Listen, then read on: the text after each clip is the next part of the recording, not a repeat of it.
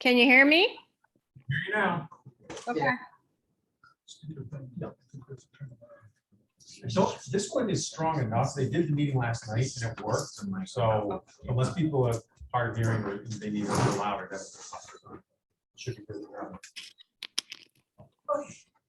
So let's try and see how this goes. I'm going to call this meeting to order on April 5th, 2022. It's 7:04. And I'm going to state that Levinson, Brady, Moriarty, Goodman, and Ferguson are in person, and Leonard, Nault, and Goodrich are on Zoom. Now that we're back in person, I would say we're not going to read the guidelines, but they're over there on that yellow table if you'd like to read them yourselves. And I think you can go right to the call, which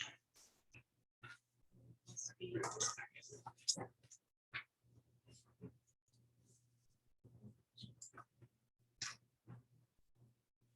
Dear Matt, please publish the following public notice for one insertion on Monday, March 28, 2022. Town of Groton notice of public hearing, Historic District Commission. The Historic District Commission will hold a public hearing on Tuesday, April 5, 2022 at 7 p.m. at the Groton Town Hall Annex, 134 Groton Long Point Road, virtually via the Zoom platform to hear the following applications requesting the certificate of appropriateness. HDC 22-11, 15 Elm Street, Gates Realty Holdings LLC owner, Russell Sargent applicant. In at grade at egress, PIN number 2619182066963. HDC 22-12, 26 West Mystic Avenue, Cheryl Bolu, owner, Peter Springsteel applicant, detached garage facade alterations, PIN number 26180-528-1419. ACC 22-13, 158-160 High Street, Salted Away LLC owner, Peter Springsteel applicant, renovations and additions to outbuilding, PIN number 2619183-13275. HCC 22-14, 225 Library Street, Arthur and Carol Glazer owners, Peter Springsteel applicant, garage addition, PIN number 26191700959. HCC 22-15, 26 Pearl Street, Susan E. Crawford owner applicant, shed addition, PIN number 2619184111619. HCC 22-16, 12 Water Street, Factory Square LLC owner, Gary Hobart applicant, roof over patio and storage cabinet, PIN number 2619183055500. A Zoom meeting link will be posted to the town's website meetings calendar, or can be attended by visiting www.zoom.us. Webinar ID 869-549-40919, password 459202, or by phone 1-312-626-6799. Access to electronic equipment at the town hall annex for the purposes of attending, participating in the meeting shall be provided to any member of the public who provides a written request to the Office of Planning and Development not less than 24 hours prior to the meeting. Applications are on file and available for public inspection during normal business hours at the Planning Department, 134 Groton Long Point Road, Groton, Connecticut. Dated this 28th day of March 2022 at Groton, Connecticut. Todd Brady, Secretary. HDC 22-11, 15 Elm Street, Gates Realty. Good evening, my name is Russell Sargent. I'm the architect.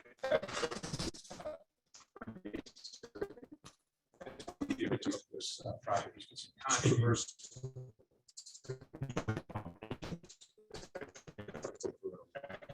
Yes. All right, thank you. As I said, in 1998, I received a special permit for a group that was looking to turn this from an 8-room apartment building into an 8-room hotel, which is allowed under one of the regulations of ordinance. Issues to this. We had to get a number of fire code, building code modifications. Now, when we received such a permit, you know that it appeared to be that breakfast was not allowed to use. So it was automatically designated a hotel, which led to some of the things that happened afterwards. So we went through the building code, fire code modifications as a bed and breakfast based on the zoning official's decision, which is much more lenient than what a hotel would require. That was in 2014.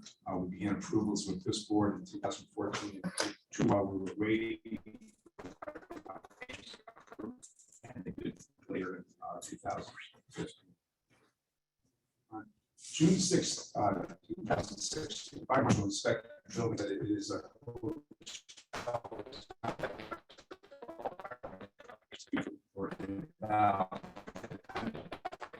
at that point, we were not notified of those violations, even though Mr. Gates was mentioned in the letter. And I was personally identified as the person who generated the drawings as the architect in numerous places in the state fire marshals.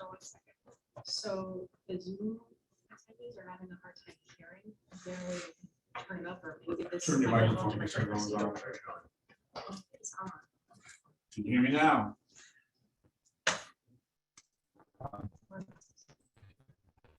We were not notified of 2016 violations of the fire code until 2021. Okay, so roughly about a 5-year period, I was liable criminally and civilly for anything that happened to this person who made an error. At this point, we're trying to work with the town and get over that. Okay, this special permit, I believe, is exactly what this commission is, the body in town that has the right to support and encourage this type of development. The idea was to take historic properties and allow them to have a similar use of similar intensity. Okay, and there's some issues there, but that's not what we're here to talk about tonight.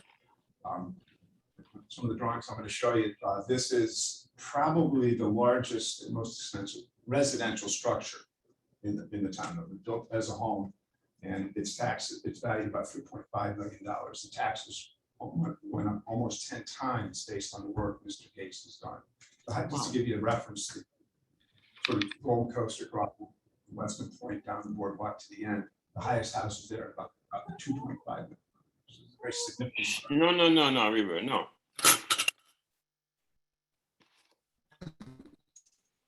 Where we are right now, as you know, it's a controversy. Peter's English, you're number one on the list, by the way, of things we have accomplished to start to straighten out some of the issues we have.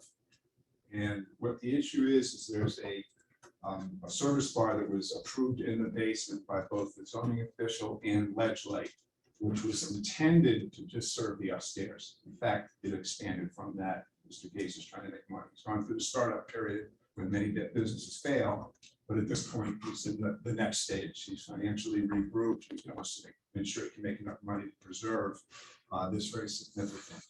Okay. So what I wanted to do is do this. Can you zoom on this? Yep.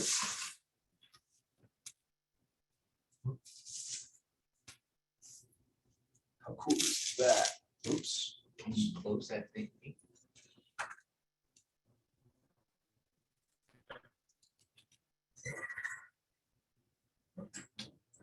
Okay, here we go. Oh, that's the wrong one. Sorry. Okay, the upper left, it's kind of hard. I don't have my glasses on, so I can't see much of it, but you can see there's a pinked out area. That's the site of the building. The building you can see is sort of in the lower right-hand corner. This property owned basically all the property around it, but for the one on the corner of Burroughs and Elm Street. And it had Henry's, had a full reservoir, barns, and all that sort of thing. It's been shrunk down to the size you see in rows in the upper left. Okay, you pretty photograph in the upper right, you're pretty familiar with. That's what you see, and it's important to note, some of the exterior features and the sun porch and porch that are to the left on that picture. The area we're going to be egressing from is directly below the, I guess it's a bay window on the first floor, in front of that first floor porch. Okay, the next picture to the left gives you some sense.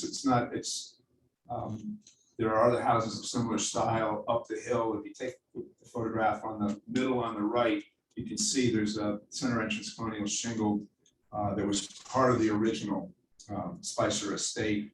And if you move further to the south on the like I said, the southwest corner of Elm Street, there's a similar house of a similar style. To give you a sense of the site of the site, if you go to the left, just between the plan and here, I know it's small, but if you look, you can see there's a pretty long vista in this property. You can see the nearest adjacent neighbor. That view is taken from this location and it's looking back, and that's the house we're seeing. Okay. once again, from the top here, where am I?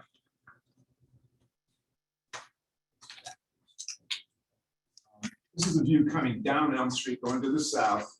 You can see this Port Crucier to the right, main entrance on the front. If you go to the left, you can see a similar picture I just showed you with the sunroom at the second floor with a porch below it. And the next photo down, if you look carefully, you can see some snow and, sort of in the bottom down here. And you can see the floor level up here. You see there's quite a grade change in that area. If you look at the front here, the actual grade about at the bottom level of the building, the basement level, is somewhere about here. Okay. Now there's a set of steps from the street that go up and lead to this other set of steps here, which are shown in the lower left here. Our intent is to cut off that sidewalk and provide, a splay retaining walls with a deck on top of it, patio, I would guess I call it, because it's The patio right now. yes, patio deck area. If you look in the upper left, you can see this is that stairway. So we're going to do a new floor elevation level with the floor of that porch, which misses this trim just barely, and then take these stones to reuse them on the surface. You look at this photograph, you can see this is the area. You can see it steps down. There's a number of steps here, and the grade we're actually going to be at the basement where this walkout egress is going to be. It's about at this black line, roughly. Okay. And if you look at the lower left, you can see where that window is. There'll be a doorway cut into this addition.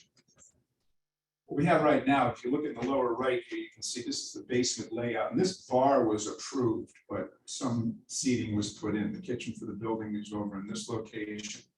And what we're trying to do is provide a second means of egress from the lower level. Okay, so they're cut to the left over here. This is the second means of egress, which will also provide our handicap access back to the driveway. And I think that's essentially it for that. Now, let's go. Okay, starting from the upper right, you can see the original, this is the original building right here. This is an addition with the details matching as I can tell identically to it. And this area right here is the porch and sort of prominent sun porch at the second floor. And the intent is to continue to deck out, not all the way to the corner, leave some recess here. And then down below is have two splayed retaining walls with a wood door in the center to provide the egress we're talking about. Okay, this is a blow up over here, and I'll come back to that in a minute. From the street, there are a set of steps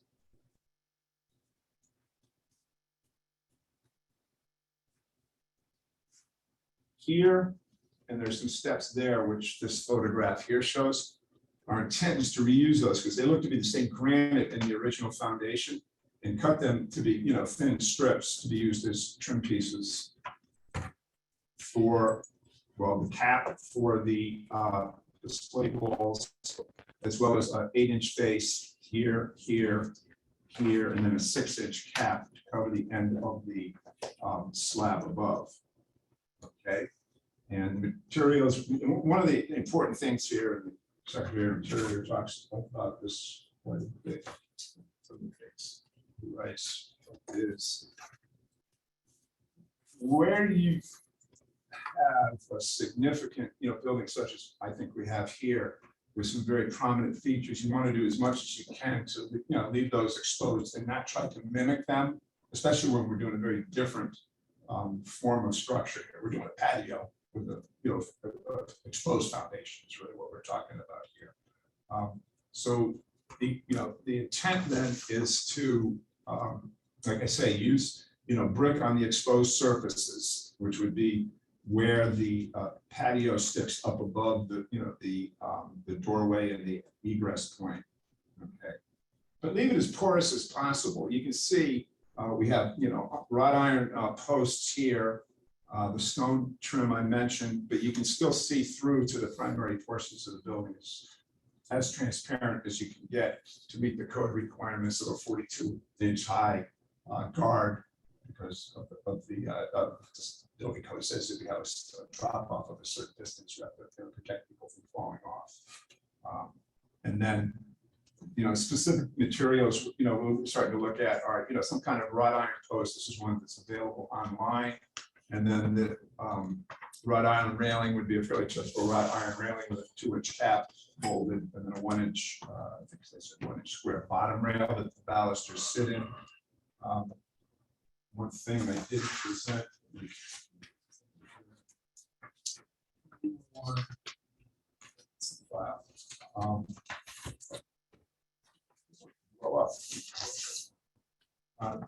Essentially, we're looking on the faces that are exposed, the brick faces, these thin set brick, and I called it a tumbled antique look. And the intent is we're trying to achieve this appearance. The beauty of these products, actually, I have a sample I had in the car. I've shown you if you haven't seen it. It's really tile. Essentially, it can be applied to concrete or a concrete substrate of some sort of a fiberboard finish. And so that was, that would be what would be seen.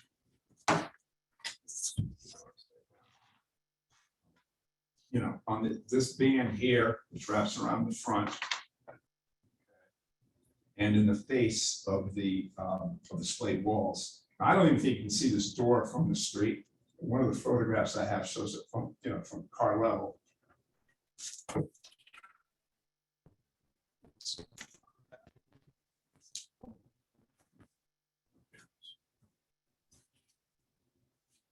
See, here's a picture. Here it is. That's the rear view mirror of a car. You can see the distance and the height that, and the new door is going to be back in here somewhere.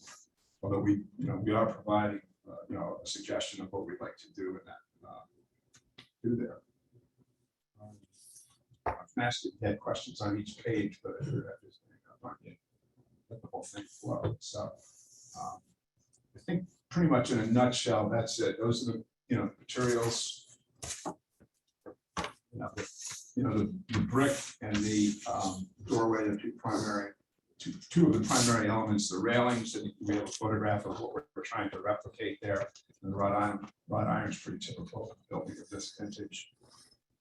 And it's kind of important to note, going back to the point about how this is really, the door may not be visible from the street side. We intend to regrade so that all you see of the top of displayed walls would be the stone cap. Okay, because there's quite an embankment there that we're going to be cut into and remolding when we enter around it. Can I see that? Yeah, sure. I got it. Cool. Sure.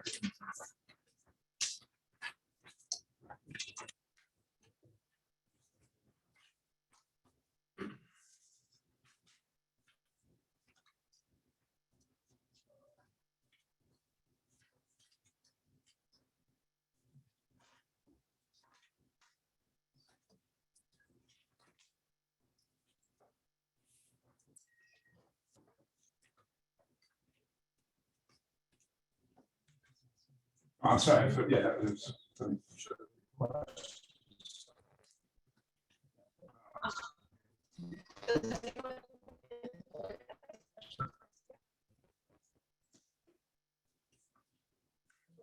not so much related to the material, but like, is the intention to continue to use it as a service bar or use it as a public bar?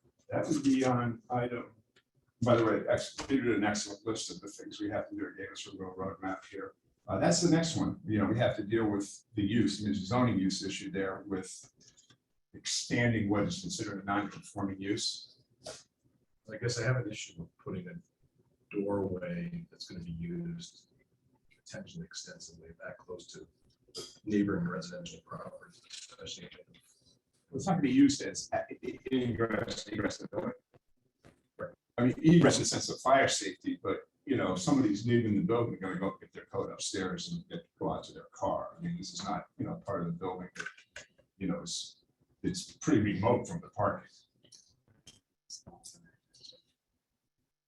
That's not. Use, no, but. We have so to have a door, commercial door, located that close to residential properties. run the risk of being inappropriate each person.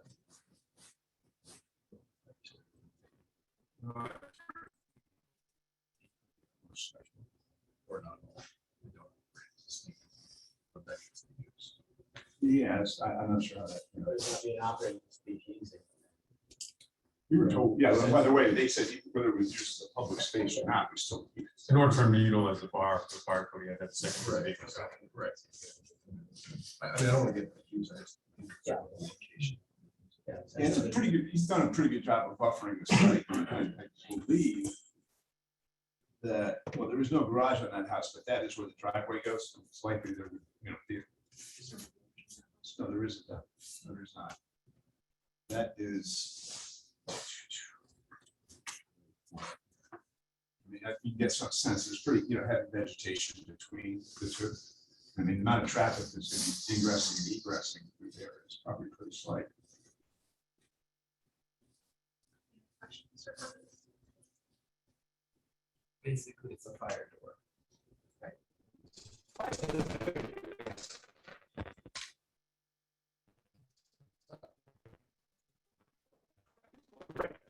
mean, I think.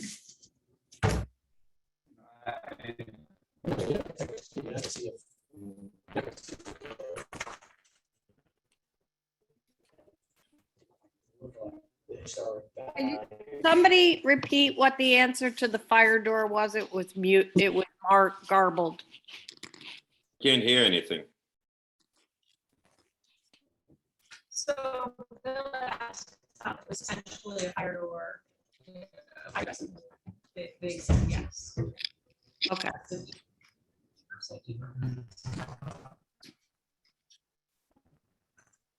Fine, Max or John, do you have any questions for the applicants? No, it looks good to me. I'm 100% in support of the continued restoration of this building. I like what they're doing. I second what Max says. It's a great presentation. I like what they're doing. Looks good to me.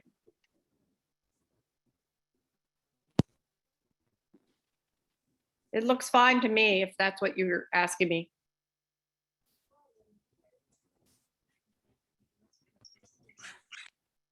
Yes.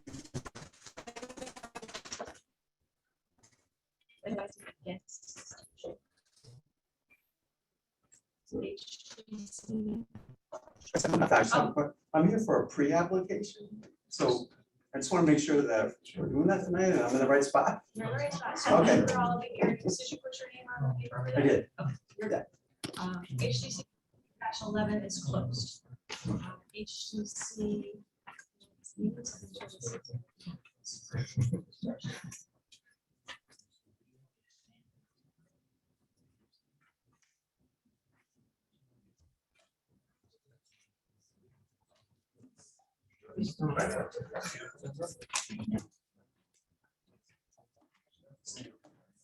Oh, yes, yes, right, right. Okay.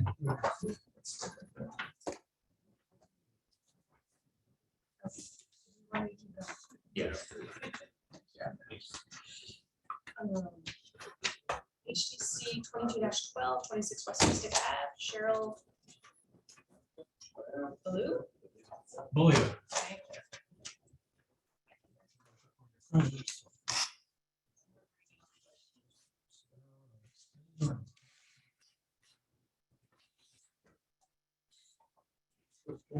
Been here 2 years.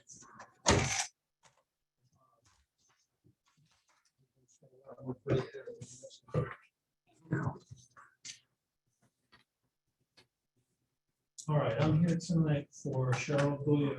And she recently purchased the house at 26 West Mystic Ave.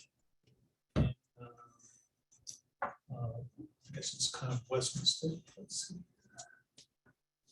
So you can see our site map here. This is West Mystic Avenue. The project site is right here. There's an existing house, which you can see in the photo right here, it's kind of a bungalow style. Down the driveway, see in this photo, there's a little garage, one big garage. Probably about the same vintage of the house. And, what the owner would like to do is convert that garage into an accessory. Well, it's very small. The only change in the exterior of the building would be in that front facade where you see the overhead garage door. Over here, you can see the proposed front facade, so we'll change up the overhead door to a regular entrance door. Put some windows in that front facade as well. Keep the same siding, the same style roofing, same trims. That's really it. These are the existing conditions, elevations here, and these are the proposed conditions. You can see that these three don't really change. It's just the front view that you see change. That's really all we're seeking tonight. I did not do a preliminary hearing with you guys. I thought it was so simple that I wasn't sure that we were at the time. Problems with it, we'll come back. Just looking to make sure all your materials, so metric system trim, new Marvin elevate, double hung windows, simulated divided lights. Yep. PVC windows and door casings, coupling and light, and German true fiberglass door system.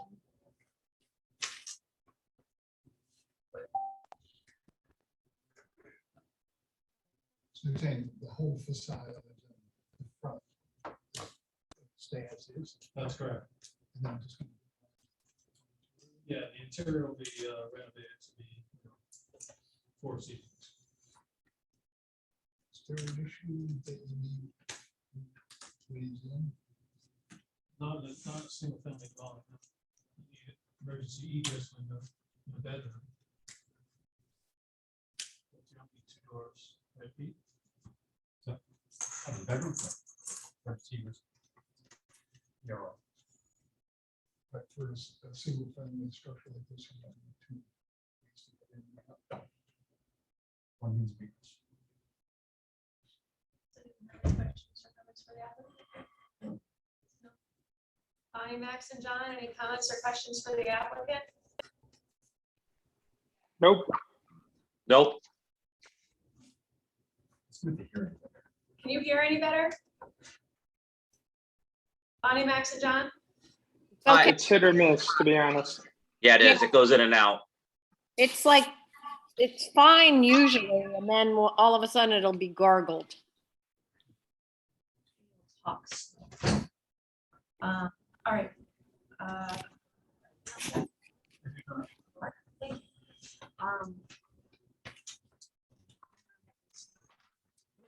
The audience like to speak for this application? Sure, I would. Yes. You have to identify yourself. My name's Ted Peterson. I live at 25 West Mythic Road, right across the street from me. I'm very happy that it's being renovated. It's fallen into great disrepair, and this the work so far just to clear the site looks very good. And I'm confident Peter and the builder do a quality job on this piece. Would anyone else like to speak for this application? All right, thank you. 1-11 is closed. 22-12, sorry. I was thinking.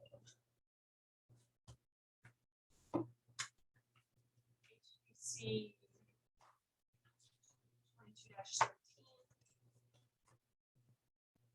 22-13. 158-160 High Street, South the Way, owner Pierce applicant. Hi. Again, Peter Springsteel Architects. On the property. We were here for an informal meeting. Months ago. The crux of the project here is there is a existing accessory dwelling rear yard of the property. This being High Street right here. There's a main house right up close to the street. Then there's a detached garage structure, and then there's this accessory dwelling in the rear. And most of the view of that accessory structure is blocked out by the garage. You can see a photo here where I've come in close to the garage on the right. You can see the one end of the accessory dwelling. When you walk around the back of the house, you can get a better view of this structure, but you really don't see these views except very small glimpses as you go down High Street and then from across town because we're sitting up on the hill. This building is kind of a schizophrenic in a way. It's got an older section up front, which is this piece here and this piece here.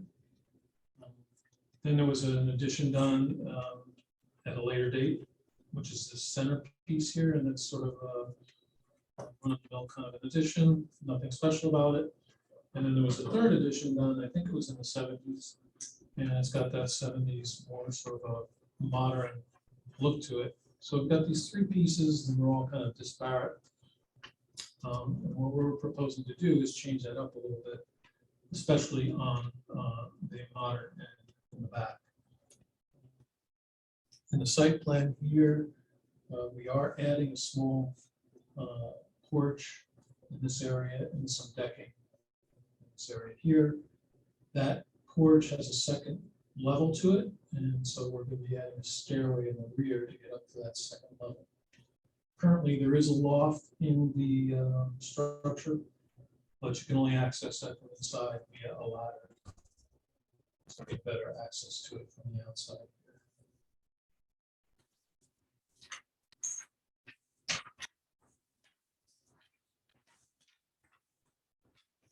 Drawings just show the existing floor plans.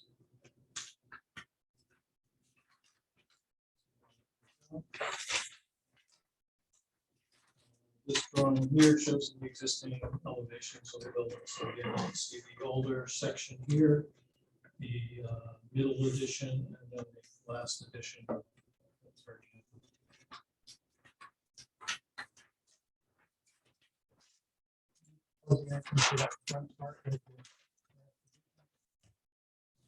We are making some changes to the front part. There is a chimney presently right here, which is a different vintage than the original building. Brick chimney. And by the proportions of it, you can kind of tell that it's a different vintage than the original building. That's on the front though. That's the left side. If you're standing in the street, that would be on the left side. You don't really see it unless you look for it. We're proposing to remove that. Other than that, on the front side, there are no changes. We are replacing all the siding. The siding is starting to rot away. This building is very close to the ground plane. So the water's gotten to the bottom of all the siding and it's starting to rot its way up. So we're going to basically replace it with a composite material, but it'll be a like-for-like look. They're vertical boards, aluminum boards that make up the siding of the existing older building. So in this plan, you can see where we're doing the porch addition and the stair addition below enough. We are also removing.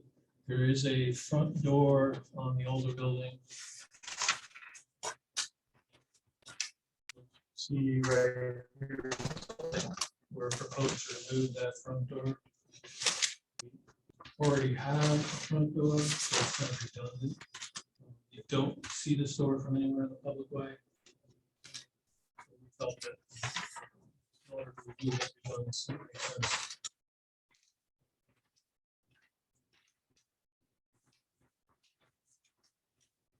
On the second level, you can see the second floor deck and the stair coming off.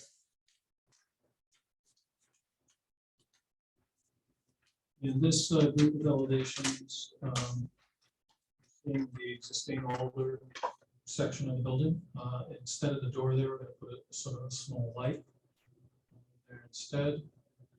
We keep the same two windows.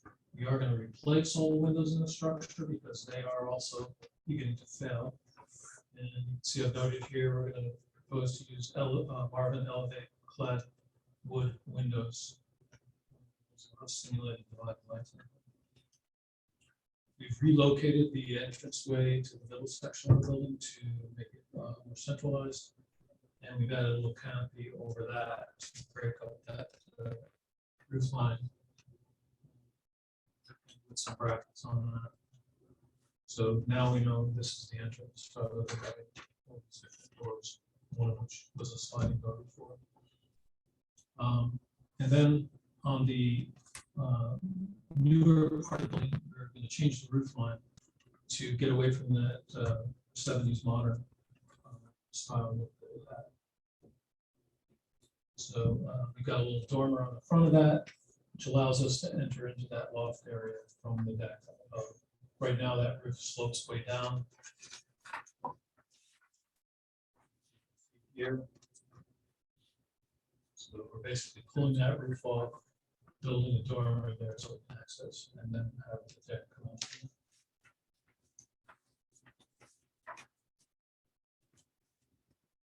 We're going to carry the vertical board siding throughout the building. To tie it all together visually. The trim will be a painted Boral or AZAC. Windows, as I said, would be the word elevated with simulated divided lines. We do have a cable rail on the upper deck, and our thinking on that is that basically goes away and draws less attention to the fact that it's and really you don't see that from anywhere in the public way. See our stairway coming down on the back of the building. This elevation here, you can see that. So this back elevation of the building now is. We can see some of this from downtown. So what you're going to see now is more of a traditional gable roof rather than this offset. Contemporary roof. Sorry, are you changing the rails? I can't. These ones are just like vertical. Yeah, we're going to the picket rail on the side. Okay. You'll see the more traditional railing on the stairway. Then we're trying to make the railing go away on the other side. This walkout is here, it exists today, but you don't see that from anywhere. That's not going to change. Overall, what we're trying to do is create a more cohesive building rather than these little pieces and parts that have been added on. Still have the same essential massing except for the one dormer right here. Replace the windows, replace the siding and the trim, and the roofing. The roofing will be asphalt architectural shingles.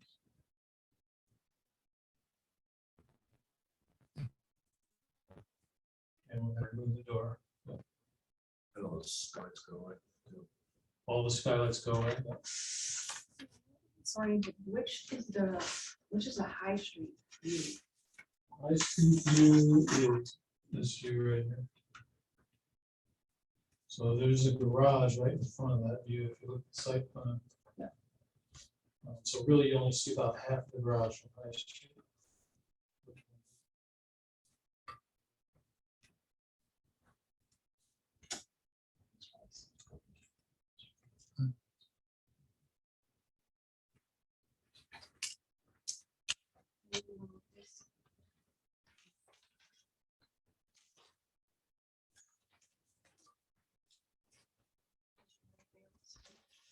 That's pretty much it. I'm happy to answer the Questions or comments? Is there like a walkway for people down? How do you get from?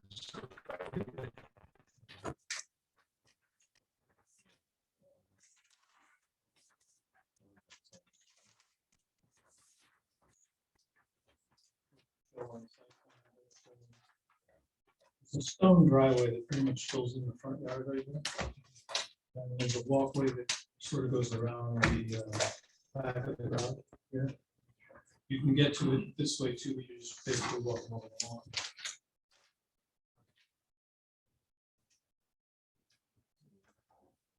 Does anyone here have any questions or comments or that? No. John? Yeah, Peter, can I just see the present High Street view versus the proposed High Street view again?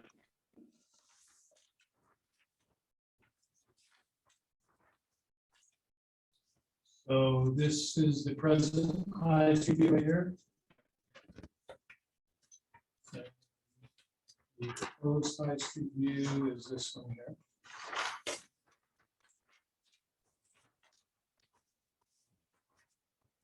I think I know the property in their garage that's blocking half of that. Yeah, it's a pretty big garage. Yeah. I think you're getting rid of that weird 45 degree. All right.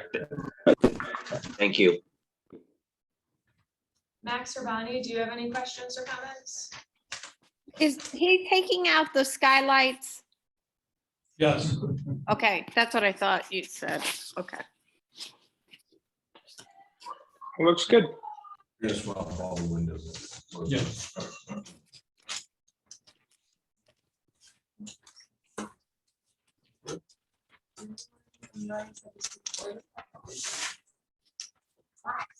So much participation tonight.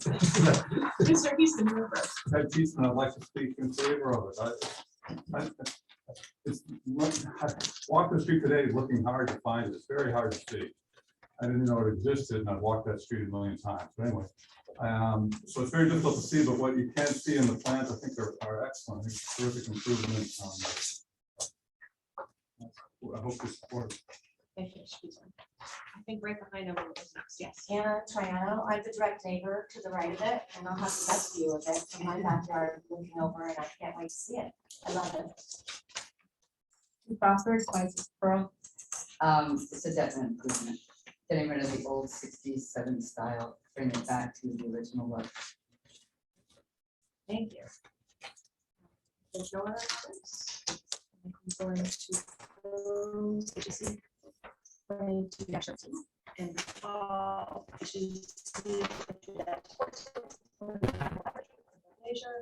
applicant Mr. Peter Springs. Hello again. For someone who hasn't been here in a while.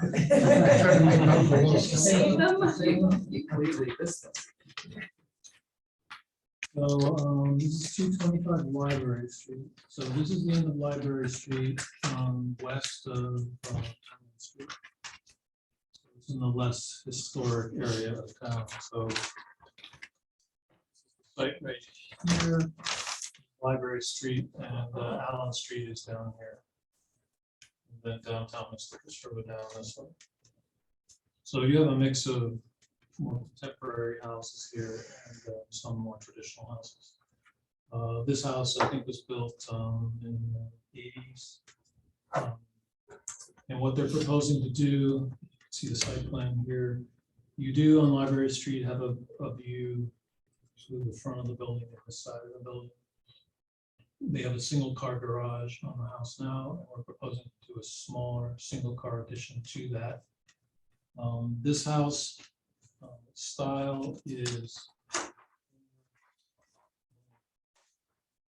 modified cape that's more contemporary in feel. And then this photo here shows you what it looks like today. We've done a nice job of updating it since it was last purchased. And basically what we want to do is continue that look with the painted shingles in the dark slate color. Add on our garage, which is this piece here. We are stepping it in so that there is some relief. We don't want a long, unbroken facade and roof in that area. Here you can see the elevations. This being the side view, you will see this from the street. You will see the front view from the street. I think this perspective is pretty close to what you see from the street view. The end of the house kind of disappears behind the shrubs, but we're going to forget that they're there. So really, I'm just taking the vocabulary of this building and extending it to create another garage. It's a more contemporary style building, and again, I didn't do a preliminary on this, so here's a public hearing.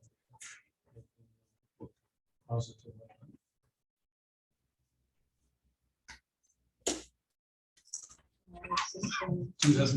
I do have notes on materials. Basically, we're just matching everything that's there with the exception of the garage doors. We're going to do a vertical board, very simple garage door, which is kind of in keeping with the house. And we're getting rid of this angled clipped garage door look and doing So we are replacing the existing garage door. Any questions for the applicant? Mr. John, any questions for the applicant? Nope.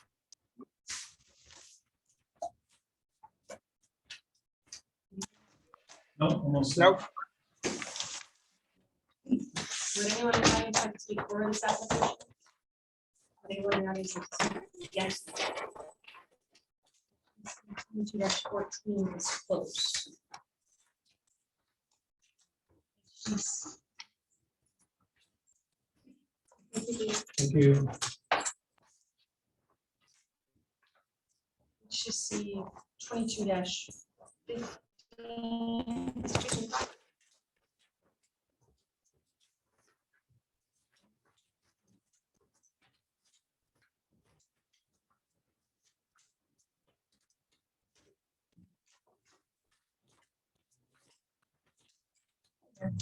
I attended the last two meetings from Mary.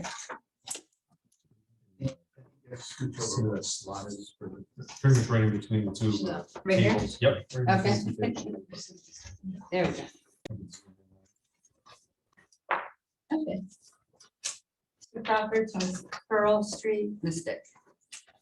This is my property right here. And my request is to add an addition onto an existing shed. Backside of my property. Here is the aerial view showing my main house, the carriage house, and then the existing shed. And the addition will go on the back side, 15 feet out by 15 feet. This is the view from Pearl. You can see a little snippet of the roof. Gonna pull it a little bit. See. Okay. So you can see a little tiny piece of the roof that shows on Pearl and the siding on the facade. You can't see it from any other street. I went around with my camera. You can't see any of my property from gravel or any of this stuff. This shows the south side. It's pretty basic. And then the west and east view. This is the side that shows on Pearl. Snippet of roof.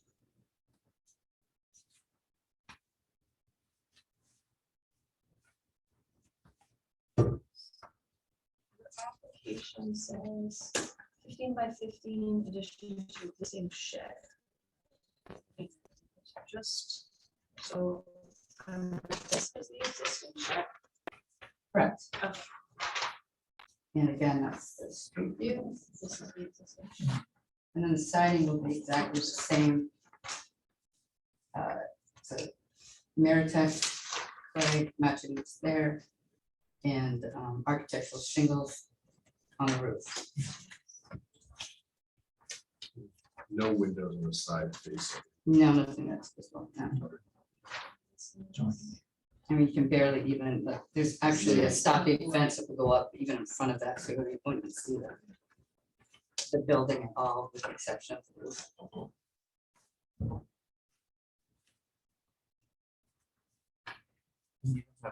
Before and after dark. I don't.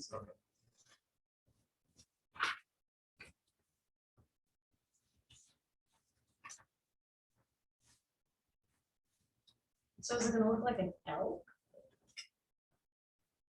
Well, it's coming off the side, correct?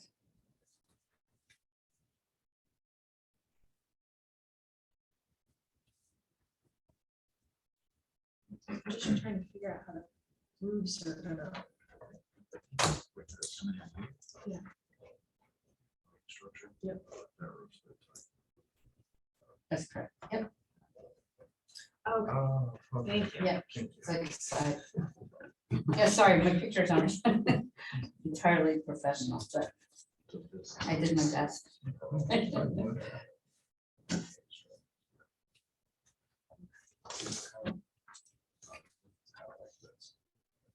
Right, so I couldn't figure out how the roofs are gonna. tie in together.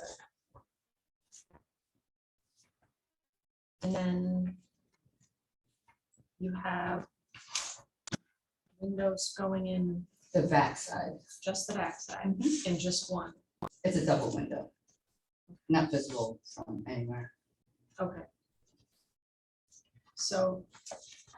you actually see Just this? Yeah, Was right that between the tree, that little bit like of the roof. addition being built? Correct.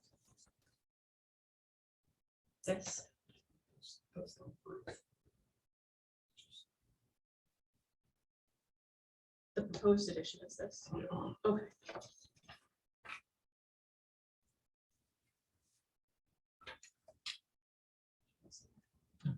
All right, I understand.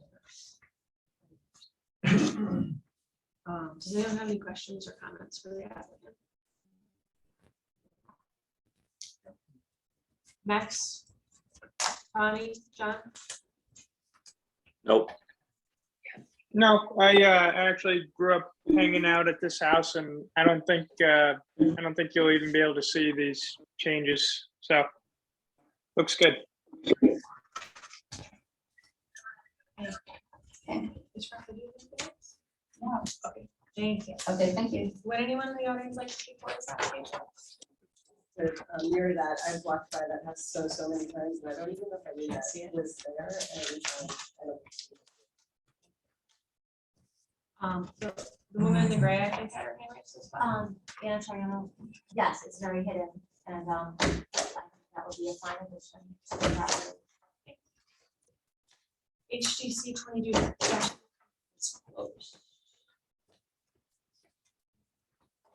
HGC 22-1612 Water Street, Factory Square LC, owner Gary Colbert. Don't see him. No, he called to extend the next meeting. All right, then we will close our public hearings and open deliberations and deliberations on HTC 22-11, 15 Elm Street, Fitch Realty Holdings. This was the removal of the stairs and the addition of the door. Comments or motions? I can't support cutting those steps off, and I can't support extending the commercial use out of that. Any other comments or motions?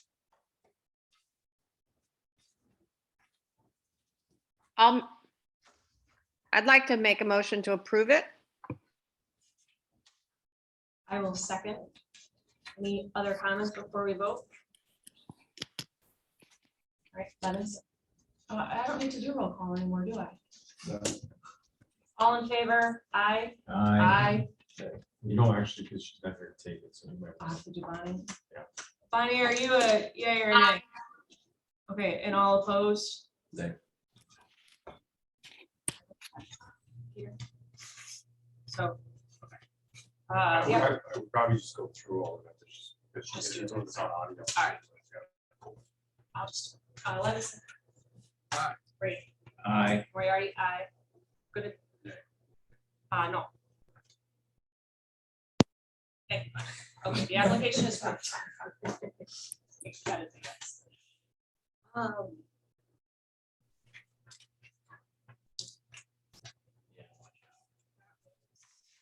11. HDC 22-12, 26 West Mystic Ave. This was the detached garage facade alterations. Comments or motions? And to approve it. All in favor, Levinson? Aye. Grady? Aye. Moriarty, aye. Goodman? Aye. No. Aye. Thank you. The application is approved. Second by good. Yes.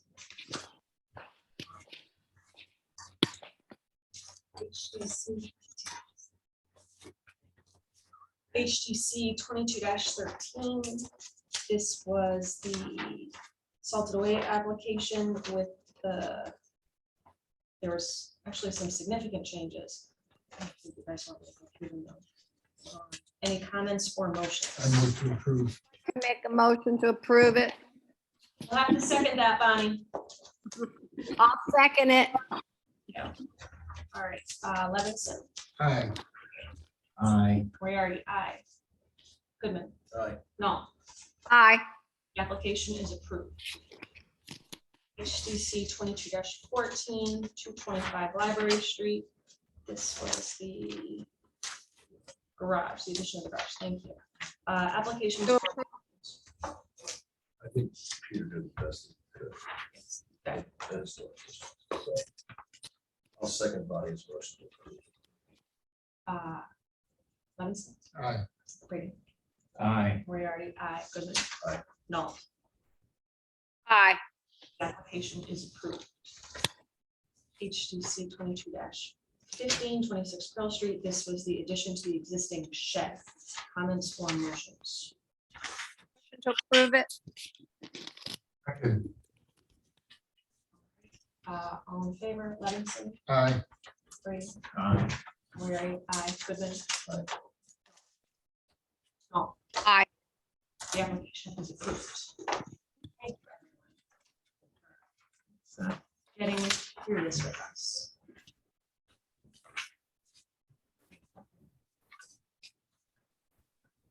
It's 225 Library Street.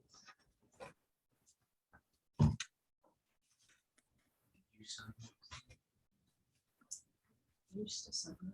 Yeah. I don't know, something. Oh. Very much. Thank you. Have a good night. Here, I don't remember. Do we need to make a motion? Gary's application? Oh, okay. I thought we had. All right, I move to approve HGC 22-16.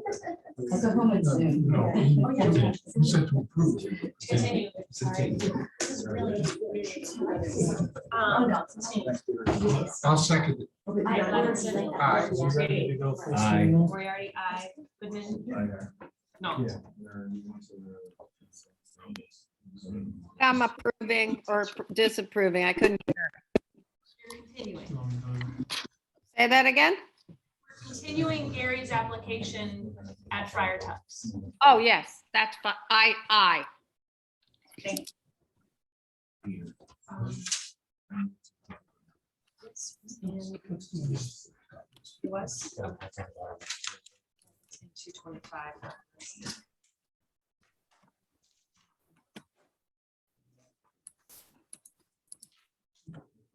Yeah, this is it.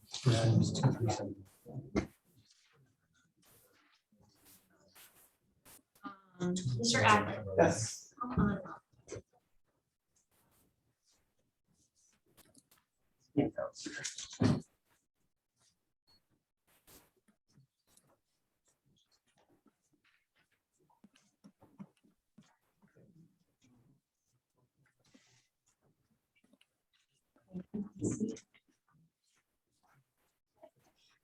I know.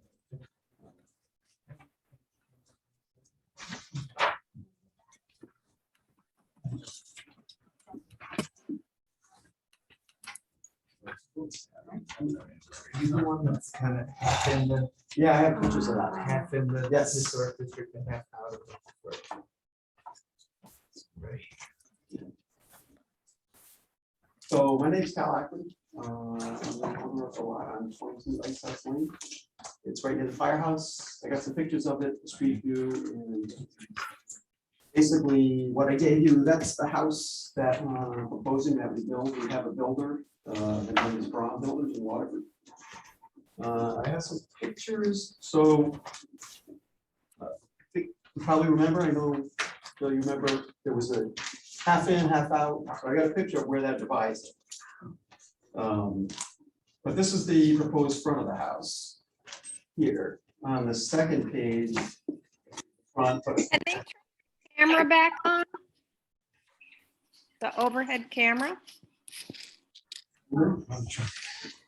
multitasking, hang on a second. Oh, much better. Thank you. There we go. So, yes, this is 22 Ice House Lane is the location of the lot. It's a vacant lot on a street that's a dead cul-de-sac. What you're looking at is for the home. Okay, that's like what it would look like from the street view. It's called a modern farmhouse to a cave. It's similar to the other homes on the street. It's a newer development. The houses have all been put in since 2009 on that street. Oh, sure.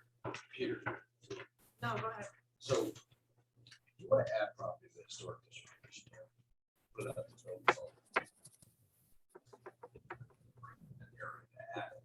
To remove it. You've got a property that's 50/50, but all else around. I can't vote.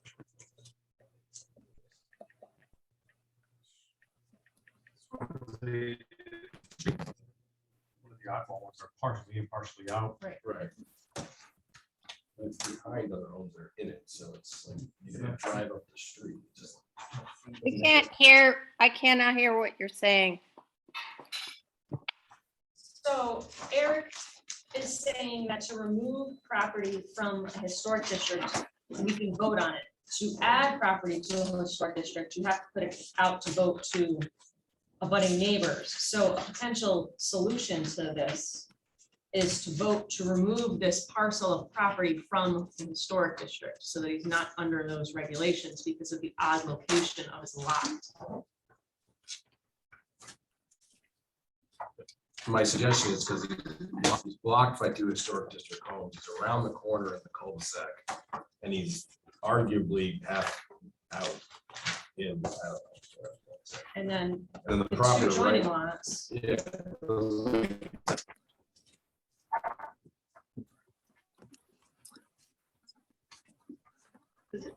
I have some meetings to interrupt you. Oh, no. This wasn't. Does any commissioner have any comments or thoughts on what Eric said? Sounds like a good idea, because then in the future, if we want to come back, then That this should be a much bigger discussion than just on this one lot, because there's many properties I think that straddle it. And maybe we'd have to look at what the historic decisions were on the other parcels. I don't know. That is, he's the only ones before. That was over a really long time. And I don't remember ever having someone who travels in and out ever. No, the other thing is if someone comes with a home from 1800 and they ask to be removed, the most likely decision would be no. Here you got a new construction going in next to a lot that's not even in the historic district, blocked by historic district homes. If you vote on one, you do it one by one.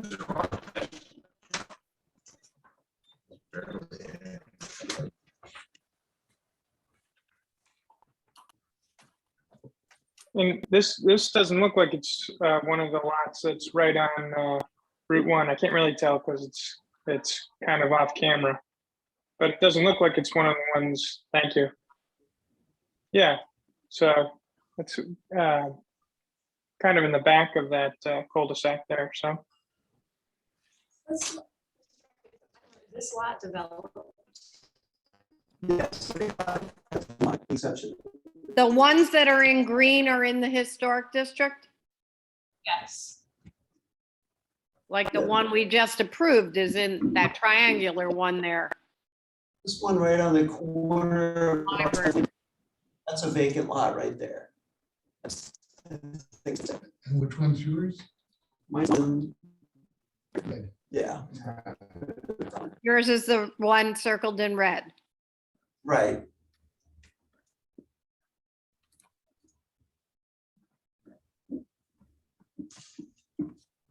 Why was that shaped like that in the historic district originally? Right. That's where the old ice house was. But- So it wasn't a parcel, fine. Yeah, but what, the ones that are in white, why weren't they green? They were different lots, so if you look at kind of an L on the cul-de-sac. That was the ice house lot. So the other two parcels weren't joined at that time. Then the same property all in subdivided it into the cul-de-sac. It's, yeah. Lots. Well, I mean, are we gonna do it for the other vacant lots on that same street? There aren't any other vacant lots except the front lot. Right. But I mean, we should do it for there then too. That's, It's all. yeah, It's this all is, in and it's, yeah, this is the vacant lot here. This is the only one that's vacant. This house is on all the other lots. Except for. I wouldn't do it for that lot. That's facing the street, just because like you see the, Town of Mystic sign, and there's, High Meadow Lane, then it's Ice House Lane. It's like right when you come into the town and it's facing the street. This one will be obscured. So I think we could remove this lot, but I think the street facing one, you might want to keep it in the district. I agree with you, Max. So the two houses on the outside of the cul-de-sac. Yep. are I in- mean, it's just very strange. The one we just approved on Library, right next to it, is not in it. And then if you go down Allen Street in Library, the 4 Allen Street is not in the historic district, but right next door is. And so I don't know. I mean, the whole arbitrariness of this, I don't really know what drove it, so. It was done around the original lots. So someone bought these two parcels at one point. and No, then I know in this particular subdivision. I just meant in the whole district. It was based upon a vote back in 1989 or something like that. People voted for it and against it. Some people went into it, some people didn't. It kept creeping as people voted farther. But the reality is it's just a sort of a messed up situation. So I just don't see the point in making them go through the whole process. Well, we're in a prelim, so he'd have to come back with an application requesting that his house be removed from the district. I mean, I think your house is lovely that you're proposing, but, I would support removing your house from the district so you're not further encumbered on having to come back. Or you could just present it. It's kind of up to you. But as Sarah said, it's a beautiful house. So. Not So- sure what are my options? So or I what? guess, in short, we think your house is lovely, and I personally would vote for it.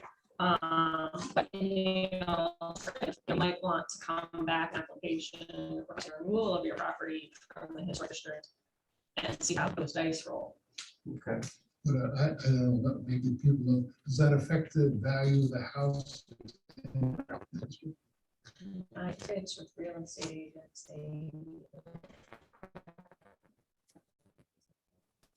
If you're in the, that's just them talking, no, I don't think it really has any. do you know, Bonnie, whether being in or out of the historic district affects property value? It depends on what your opinion of it is. I personally would say probably would increase the value, but I don't know that there's been an actual study on that. I don't know. And I haven't studied it, but I mean, there's some value to knowing that your neighbors' houses are gonna be similar to yours.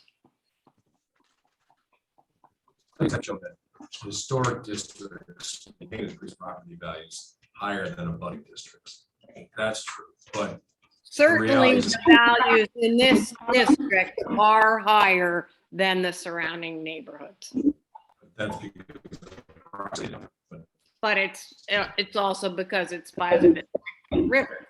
So, I'm saying for your benefit, if you, which Yeah. way you want to go, if you have to. the map.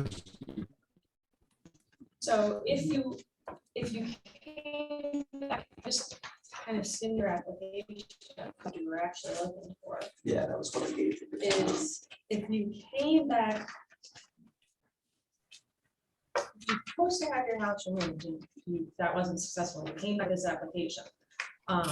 It looks to me like you have everything that you need in it. You know, you have your list of materials, you have your site plan, you have your photos, you have your side elevations. I don't think you're missing anything. Anyone else look through it to? Can we consider it like just as if it was all in the historic district and prove it? I would only have a problem with you using vinyl clapboards. So in the historic district. But that's minor. I'm not quite sure what you were asking. Are you saying? I'm just saying like. As is. Yeah, if it, as is, if it was, say it was all in the historic district, would it be approved if it was all in the historic district? As just from what I've worded. Well, you'd have to take into consideration airtime about the vinyl clapboard. Yeah, that's fine. But I mean, as for a design, I support it. Use vinyl to like oral or another type of product. Already as it is. Yeah, that's fine. But that's not vinyl. Right. But the only thing is, if he wants to get the whole lot in it, then you all go proceed. And I don't think that's really You just leave it, helpful. yeah. We'll just leave it. Leave it as half in, half out, or ask for it to be removed. I don't see much benefit in having. You're either Well, under the if it's- guidelines or you're not under the Yeah. guidelines. Wait, I don't know. Could we just file to be all up in? That's what I look at. Because if you're adding a project, that's a vote of all the properties that are gonna be. So there's gotta be a procedure for that. The procedure for getting out of the district. No, there's a procedure for going in and adding.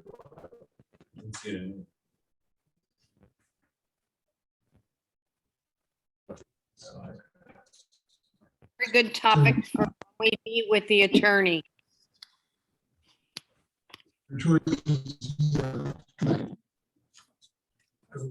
As if it was in the district or requested it be removed from the district. Okay. So it wouldn't be approved today. No, this is a prelim. Okay. So the submitted, we'll notice it and then you'll come back for the formal hearing. Like the ones you saw, what we did first. Yep. So then Okay, you this can is back to that. Linda, is it Colette? Yes, Okay, so she has the applications. yes, and I think they're online. Yeah. What would you recommend I do? Any recommendations as It's far really, as? it's really up to you. You know, do you want to be under the historic district guidelines or not? I would clean it up if you ever want to sell it down the road, because it just might raise another set of questions. You mean the half and half? Yeah. One or the other. So what would that, if I get the application, so I go before it's a public hearing? What you saw. What I saw tonight? was- Yeah, Okay. it's a public hearing. And we're not clear right now what the Yeah. procedure is to get all of it in. Right. Or all of it out. Yeah. Yeah, so that's, I don't know why I should all in or all out. Is that- How would that Given, work? given the nature of your neighborhood, the consistency or the homes that are there, I just take it out. You're not surrounded by a bunch of 1800 vintage homes. They're all new homes anyway, so. And does that just, so I get the paperwork from Linda? and Well, if in request fact, that it be removed, if in is fact that- we can or- do that, I don't know, can we agree to vote someone out? I'm pretty sure we can. Yes. Is it in there? What's that? Is there something in there to remove? Well, so I'm looking at the ordinance. I'm trying to find, I gotta look at the ordinance. Oh, it's the guidelines. No, you gotta go to the ordinance, because it says right here, legislative body of the municipality may enact amendments to the ordinance of the historic district establishments pursuant to this part, if such amendments do not involve changing district boundaries. Right, but So it's gotta go into, it's gotta be in the ordinance, it's actually gotta be in the ordinance, not the. So I gotta go look at the ordinance. So you're better So we off. don't know. What you might want to do, if you're looking obviously for some clarity on this, maybe what you could do, couldn't you make two applications? Yeah. Make an application for approval for, To remove. certificate of appropriateness, make an application to remove, maybe in the interim, we'll find out what we can or can't do. Make one for both, Yeah, Two and then applications. two applications, one to keep it, one to move it. one to be.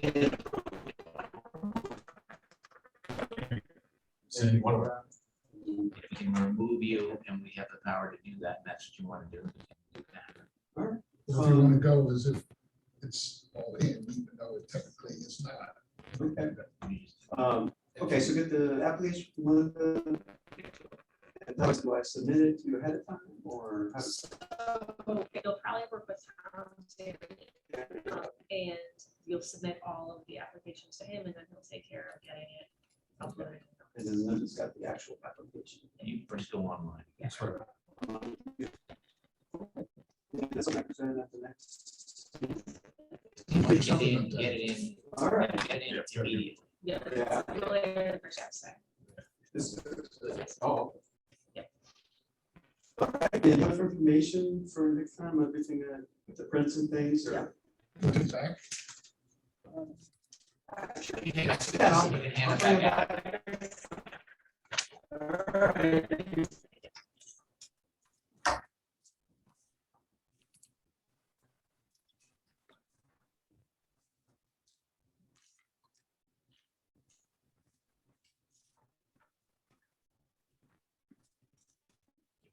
So Houston. We may be able to answer. Pardon We may be able to answer it. me?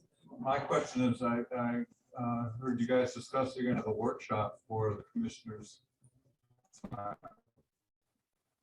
It's open. So we don't have a date yet. We were actually, just before this meeting, county attorney was looking at actually schedule a special meeting. So if that happens, it will be noticed, but I have, I'll certainly email you a notice. All right. I don't know if this was, I can't, this Crawford. Todd, Annie Holling. They were my customers Okay. for the public hearing. Yeah.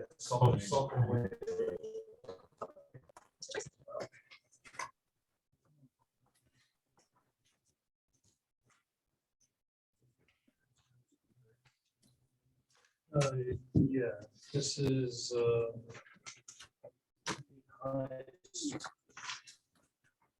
We were here several months ago, we got approval, actually. Decided to make some changes to the building, B, to save some money, B, just rethinking on the orientation. Troy Owens, the owner of the property. So, see this, here's High Street right here, existing house, so it's right here. This is the proposed carriage house, or it's really an accessory dwelling. Previously, we had it pushed back in this corner back here. And we discovered that was kind of blocking our view downtown from the main house. And it was a little close to the neighbor, so and they decided she wanted a little farther forward, but still secondary on the street.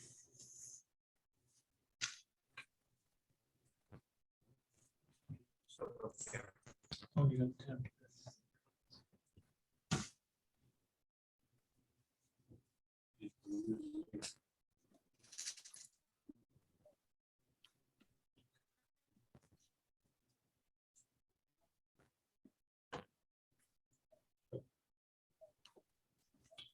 Again, High Street is right here. This is the existing house. Accessory dwelling. There's also a garage on the property, detached garage, and another little shed here.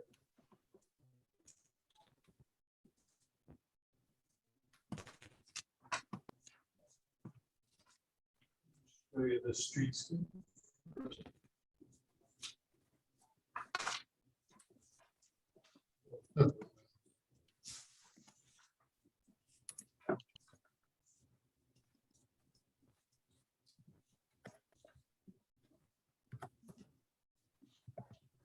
So this house project property. This house is to the right. Street. This rendering here shows you a perspective of what you see from the street. So this one here is an orthographic view, so it's showing true dimensions as though everything. This gives you the sense of what happens in real space when something's further back. So it looks like it's smaller, it's receding. So it looks secondary to the main house, which is here, and to the next door neighbors. Not trying to be another main house on the street.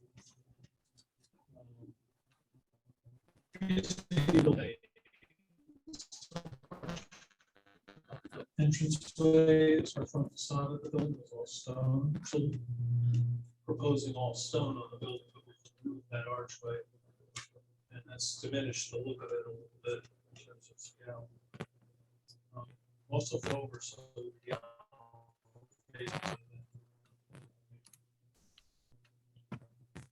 got a little bit of a trellis element here on the front. Scale down the front. Windows, which are fairly small scale to go along with the smaller scale building.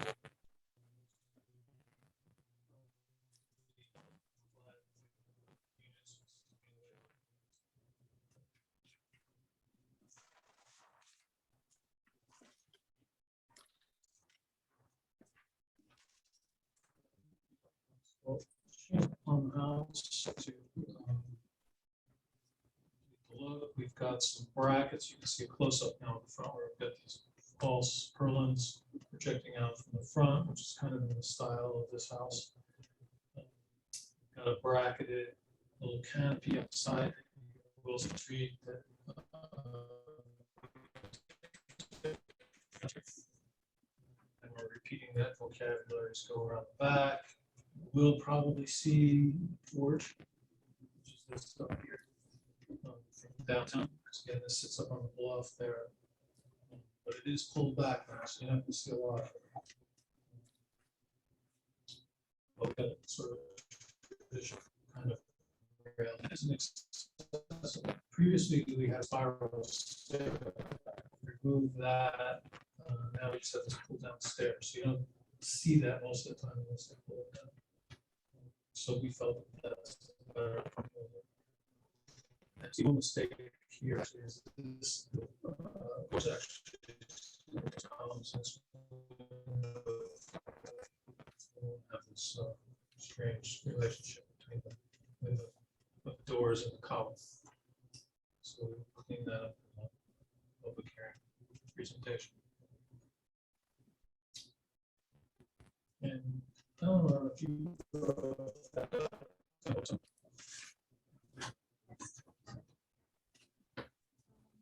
I like the look of Old Country. It looks like it's vintage. I wanted it to look like a vintage structure anyway. And I wanted it to be on the outside of my house because sometimes carriage houses are a little different and more rustic. And then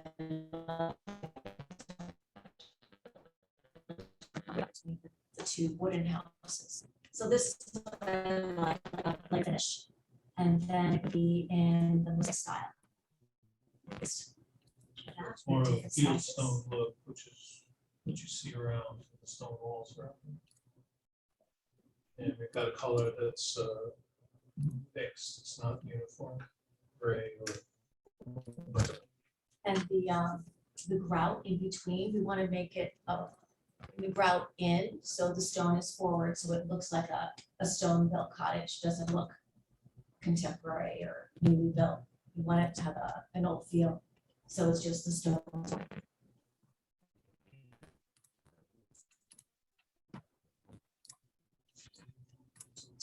This stone color here, and this one here, which is the mosaic.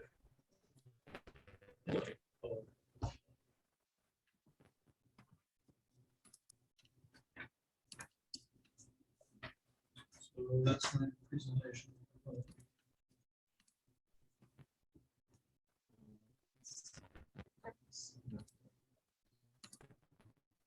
Bonnie, John and Max? Any comments? on it? Great.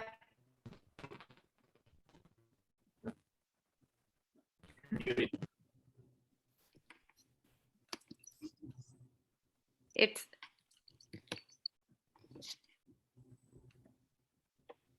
it's been a little hard to hear. Yeah, I've probably missed at least 60% of what was said too.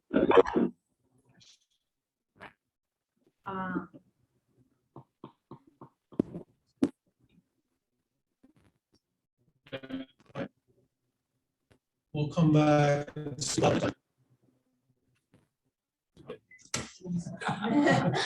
Or they could come and let us. Yeah. Stop for a minute. Thank you very much. Didn't they come before us before? Yeah. Yes.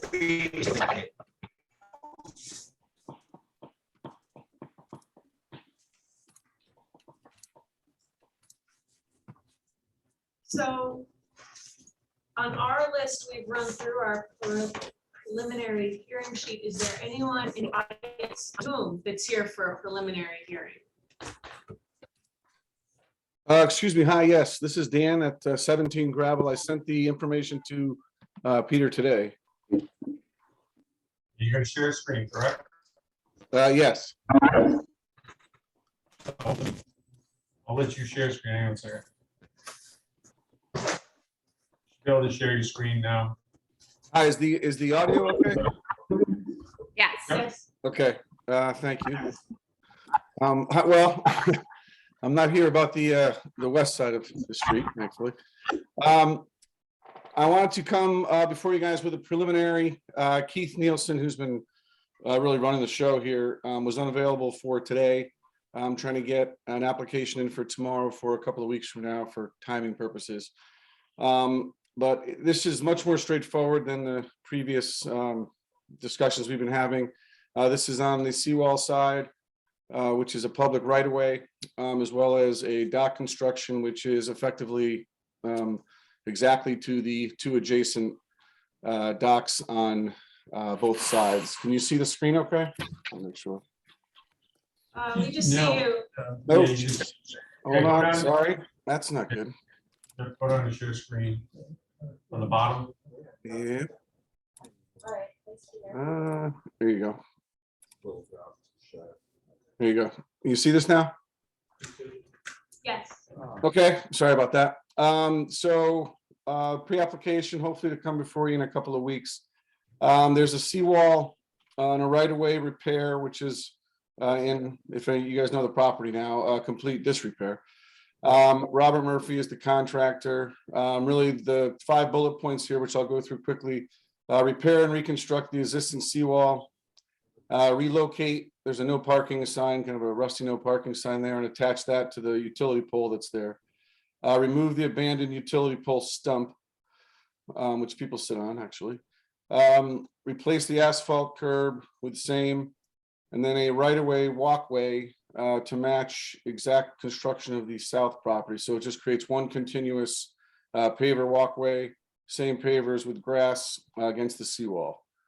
And then the dock installation, which is Glenmore Marine, a basically same 40/40 dock or 440 dock, which matches exact gravel street construction, the two adjacent docks north and the two adjacent docks south. One point here, if it's worth mentioning, you guys might want to take a note. I understand that most of these docks and all this stuff has happened without HDC. You may be able to correct me.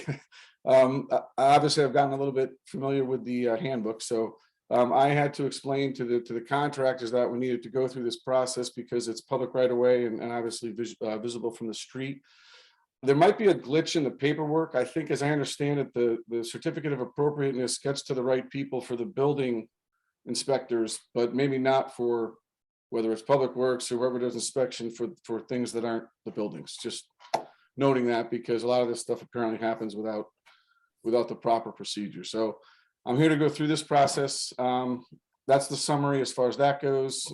Keith Nielsen, I'm sure you guys know of him, with DACO, sort of running the show here. The property itself, the town website and the survey from Jay Dempsey, you see Gravel Street here.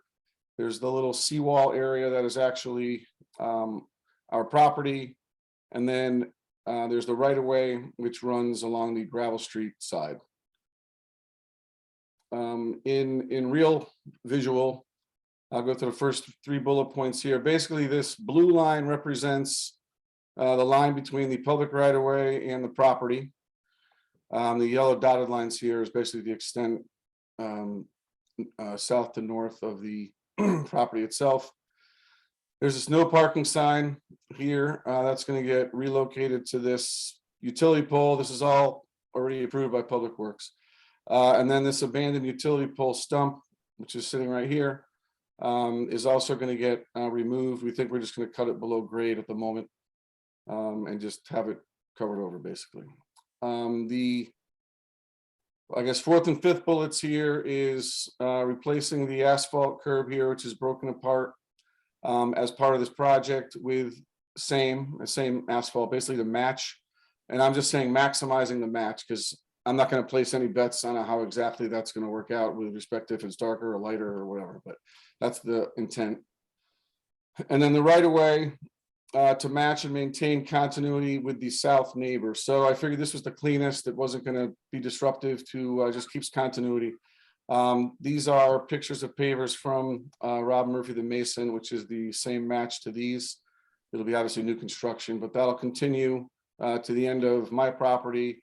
And then just continuing this grass right along and against the seawall as it is on this side.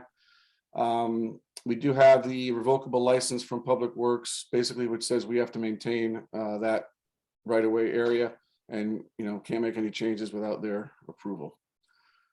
I want to mention one thing on that because it's kind of important. Can you guys see this? This is the, where you can't see this? No? Yes? Same? All right, I'm going to share again. Hold on. Let me share screen. It'll be easier. You see this Google Earth thing? Yes. Okay. So what happens with street traffic or pedestrian traffic? They come down this sidewalk, and then where our Gravel Street property begins, the sidewalk ends right here. So the path of traffic is sort of diagonal across here. I watch this all the time. And they get to where our property is and the right of way is on this side and continue down this way. And continue down, there's that no parking sign, and keep going. There's that stump. So fundamentally, if you can visualize it better, this grass and this paver just keep continuing all the way. Hold on. Until we get to really the area that people start walking. So safety and some other considerations, I think that should work out pretty cleanly.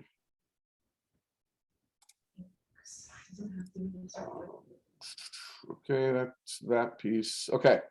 One of the reasons for being here is I'm just looking for some feedback from you guys. The seawall cap right now is concrete. Each of the adjacent neighbors are also concrete, but obviously much older and broken, as is ours. So we're permitted for both granite and concrete cap. And of course, I have no control over what happens over time with the adjacent ones either. So my preference, but I'm perfectly willing to live with either, is a granite cap. It'll look something to this. Here's pictures of actual. It's actually going to end up smooth on top with the rough edges. But it will be the same 18 by 7 inch size as the concrete. So it'll match in that respect. I think it accentuates the essence of the neighborhood clearly. The con, I'll call it, is it will not match, cement to granite to cement on the others. As you continue each direction, it also changes though. It goes into like the rough, I don't know what it's called, the rough granite seawall caps and some other styles. But just where I am, I'm in the middle of two concrete areas that look, now you can see it. The concrete cap which I guess the advantage is it does match the adjacent seawall caps, at least now. But I researched this and I talked to Keith and the Mason and a million people, and bottom line was it will crack no matter what we do, as they put it. So ultimately, it's not the forever solution, but I'm sure it's fine for some amount of time. And I think because it's a seawall area, it has something to do with that. Another con, I guess, is it will initially look lighter and take time to match exactly until it's weathered. It's still going to look like a separate section, I guess. I can't get it to be, they said there's maybe some dyes I can try to put in it, but there's no guarantee. So I'm just putting it out there. I am trying my best here. So does the commission have any opinions on this? Just before I sort of, I don't want to go the wrong direction for a silly reason, not a silly reason, but something I'm not that married to, you know? So I think we have some questions on what we have jurisdiction over, but from my perspective, whatever we have jurisdiction over, it looks like a great improvement to the site. So I have no objections other than I'm not quite sure if all of this is in our jurisdiction or not, but I like what you presented. I can find it. There is a, well, I'm not in the HTC handbook.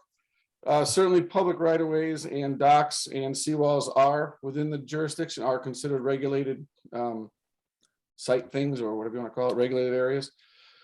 So as far as that's concerned, that's why I brought to the attention of the other contractors. I'm like, you know, we got to do this because it's right in, I mean, it's black and white in the HTC handbook. So you can obviously check it, sure. There's the dock. Yes. But I'm not there. I'm just not there yet. I was looking for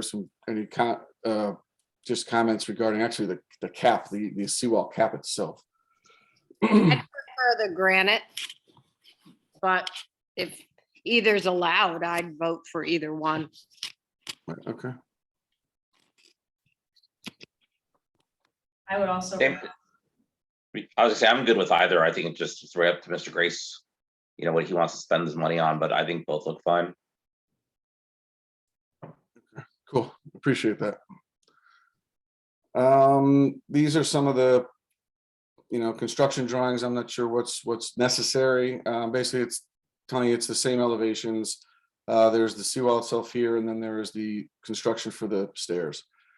Existing concrete cap to be removed and then replace granite stone or concrete cap. So that's just the associated construction drawings. Next is the actual dock piece. This shows to the north, both adjacent docks, same materials, same truss structure here, both to the north and both to the south are the same. So I'm proposing, really, it's going to almost look exactly the same as this particular dock, except it's actually going to be set further back toward gravel because this property next door to Rodriguez sticks out a little further into the river. To give you some sense of scale with that, if you can see, this is the north property and it's out to here. And then I'm proposing that same construction here, 40 feet out. And then here's the south property here. This again is just the same, just sort of showing that we have the permits and the construction. So that's what I have. I'm here to just understand if you need more, if you need Keith or any other people to present. The materials, I do have a materials list, and I just didn't put it on this presentation. I just forgot, for the construction of the dock, which is exactly the same as the adjacent neighbors, Southern Yellow Pine, pressure treated, blah blah blah. So. Just a quick question for reference. Compared to the south dock and the north dock, is your dock equally into the river? It's actually that's a good question. It's less. So the north one, can you see? I know it's small. This is Gravel Street. The dock to the north. If you can you see the cursor? I don't know if you can. Comes out this far into the river. This is Gravel Street, or 17 here. So I come out 40 feet. I guess this one was constructed with a different permit or earlier. And then to the south, it's also a 440 dock, 40 feet out, but it's extending from the land, which is further into the river. So I'm the furthest setback to gravel than the other two, than the two adjacent. Does he need an inland wetlands permit? Does he need an inland wetlands permit for this? Coastal.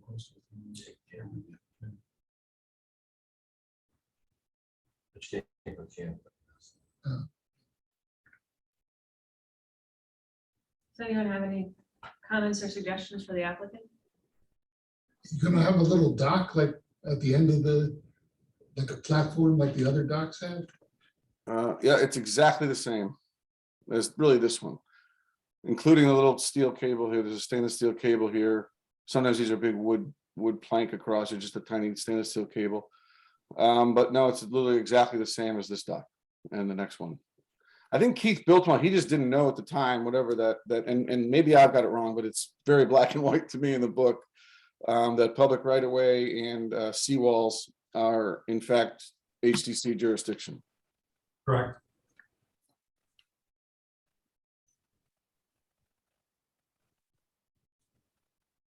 Anyone have anything else to add to the preliminary? I don't think anyone has any suggestions for you, Mr. Grace. It looks like you're in good shape. Okay, very good. Thank you very much. Is there anyone else on Zoom that is here for a prelim?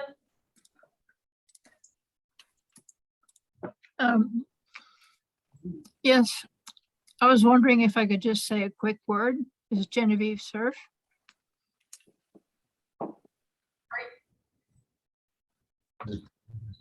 Is this for a pre-application?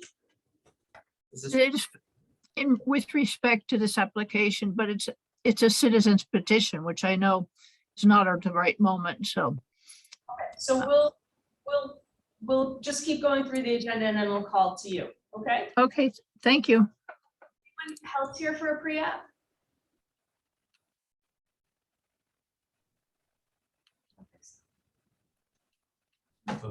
Okay. Public communications. So other than this, That was the only one. okay, so Peter received a letter and the person who sent it asked that it be read into the hearing. So, dear Mr. Gonzalez, I read in the March 2nd edition of the day that the commission had approved the demolition of a house on Gravel Street. As a former Mystic merchant and resident, I was shocked. The commission has a reputation for adhering to strict architectural guidelines and preserving that which gives Mystic its charm. Gravel Street is one of the jewels of Connecticut, and I'm concerned that allowing the demolition of this house will set precedent.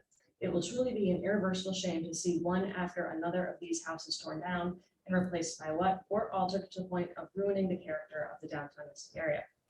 Surely the buyer knew they were buying a house in a historic district and that there would be restrictions on what they could do. I'm curious to know what rationale is to allow this demolition. Given the letters to the editor of the day, it would seem that I'm not alone. Thank you for your time. Sincerely, Michael Williston, Pawcatuck, Netherlands. Any other public communications? That was it. Okay.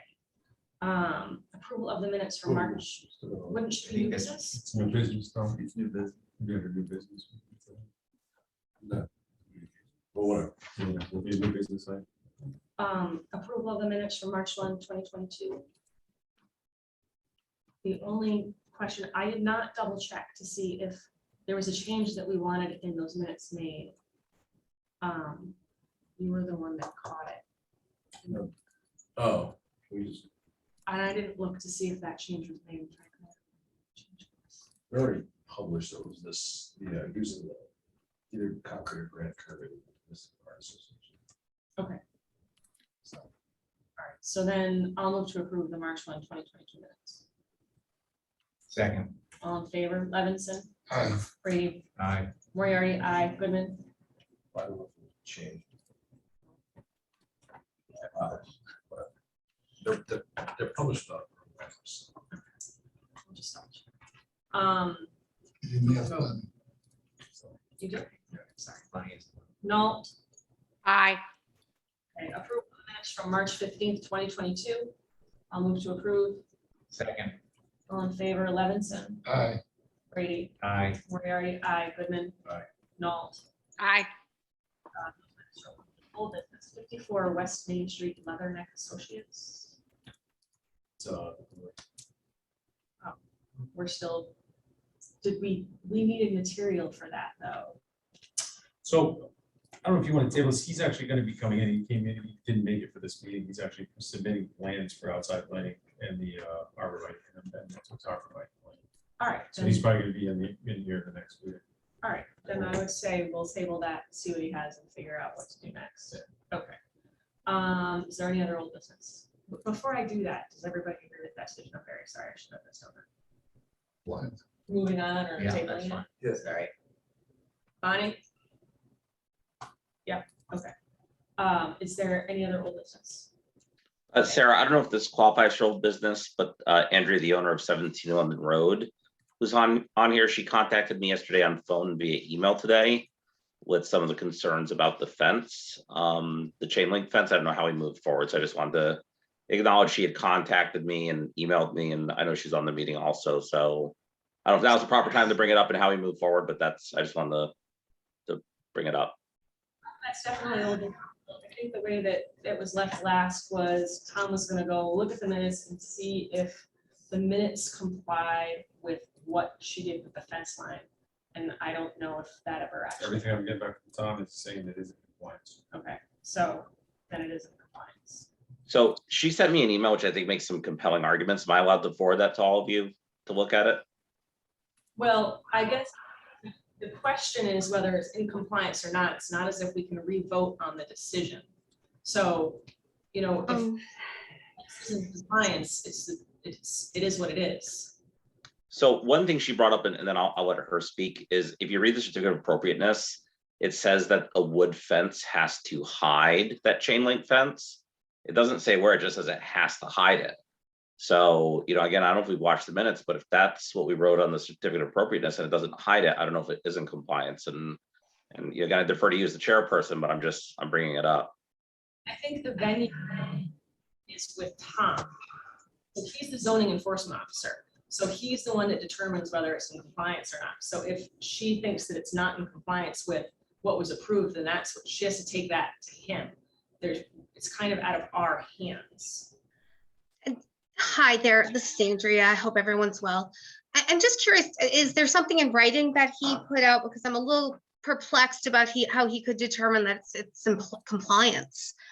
I listened to the prior meetings where she presented the application, and I'm wondering if there's any ability to bring those in at all, because I don't know, I don't understand the process, I guess, as well as I should. But if Tom's the only route to go, I just very much so question his evaluation. I'm sorry to say, because if you listen to the public hearing, for this particular application, she is not in compliance by any means. And I'll say it straight out. And, I do believe that she misrepresented the application and the view from New London Road.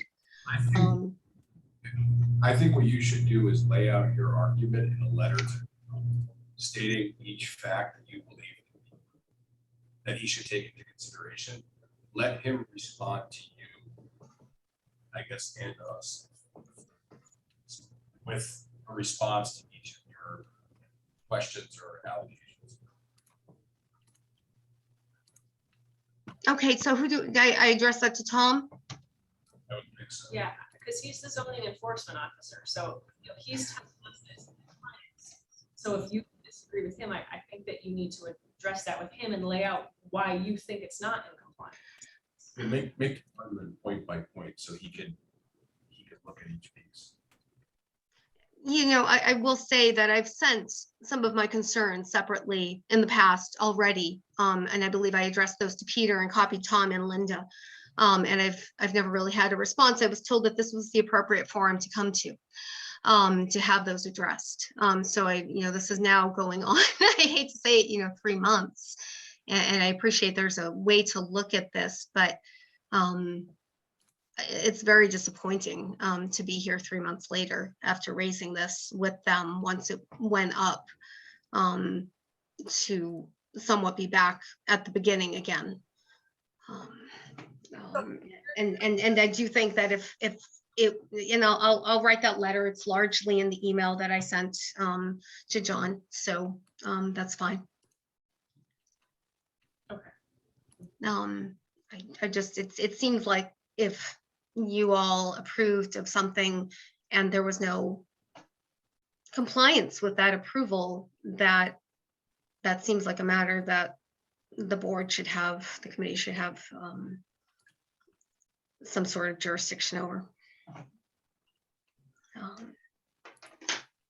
So you're not wrong by saying that. It's just that we have our zoning enforcement officer saying that it is in compliance. So Eric's suggestion was, that email that you sent to John, lay out point by point where, this was what was approved and this is what she's built, so that he can see your perspective.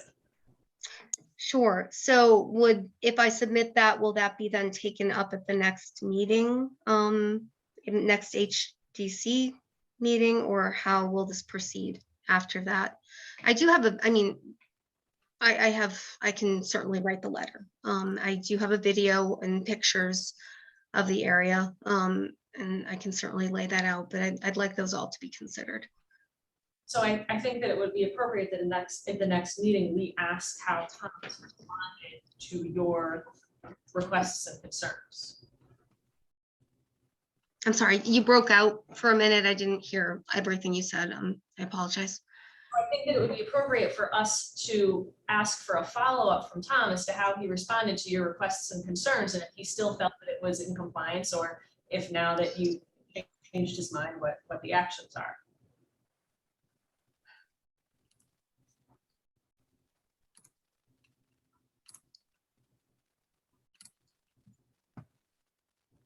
Okay, I'll do that. Is his evaluation of this final? Will there be any other consideration? And I just have to question, because, like the last time I was here, the wrong property was looked at. The wrong view of this fence was considered. And it was considered from an entirely different street. So I'm sorry to be cynical about things, but I just have to question this in particular, and how this will be looked at. Okay. I just hope there's going to be, a point-by-point response to my questions and the issues that I raise, because I really would like a very thorough explanation of why a fence that is completely visible on a public right-of-way is in compliance, because it doesn't make sense to me. Well, I think, Andrea, that what you might want to do is if you prepare a commentary on why you think it isn't in compliance, maybe you ask Tom to respond to your individual points. I can do, yep, I can certainly do that. And let me ask, would Tom be willing to come over and look at the fence with me? Tom. We can't answer that. It's relevant whether he comes or he doesn't. It really comes down to like, It's correspondence between them, they gotta work out. Right. I'm sorry, it's breaking out. It's I between apologize. you and Tom, you have to establish the next steps. Okay, all right. Okay, thank you. Sorry for taking up your time. I appreciate it. No problem. Have a good night.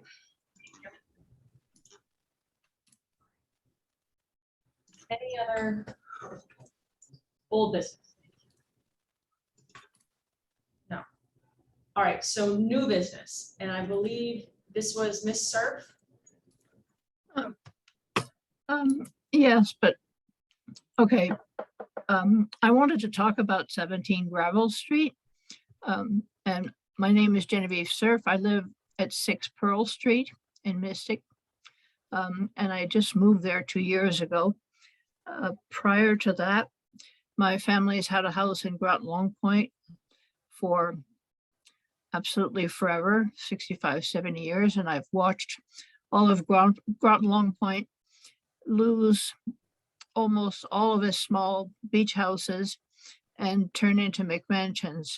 And when I found out that 17 Gravel Street was being demolished, it really affected me and almost everyone that I know. We were pretty horrified by that. I walk around that block all the time. I love to walk from my house in Pearl Street around over to Gravel Street. And I think it's one of the most wonderful streets that we have in Mystic. And certainly to, to demolish an old house and put a new house right in the middle of it is to me completely incomprehensible. And with all due respect, I really don't understand how you as the Historic District Commission, of all places on Gravel Street, to make that decision. So I don't suppose there's any change you can make at this point, but I'm really have a question to ask you. If you've allowed this demolition, how can you deny any other demolition? And as we know, so many people are moving here from New York and Boston, wealthy people with lots of money who can buy these little houses, just like they did in Groton Long Point, and tear them down. And how can you guarantee that you will be able to deny the next request to demolish another house? I don't understand that. So yeah, the first is, once the decision is made, it can't be changed. So there's no going back on that. And then from my own perspective, sitting on this commission, we take each application on its merits. Every application is different. So just because one can be approved to be demolished does not necessarily mean the next one will. It has to do with the specific aspects of each application. Well, as I said, having watched a gazillion demolitions in Groton Long Point, I'm very apprehensive here. And further, I've also walked around a lot when it's flooding because I find it amusing. It doesn't even flood to the sidewalk or to the little wall on the other side of the street.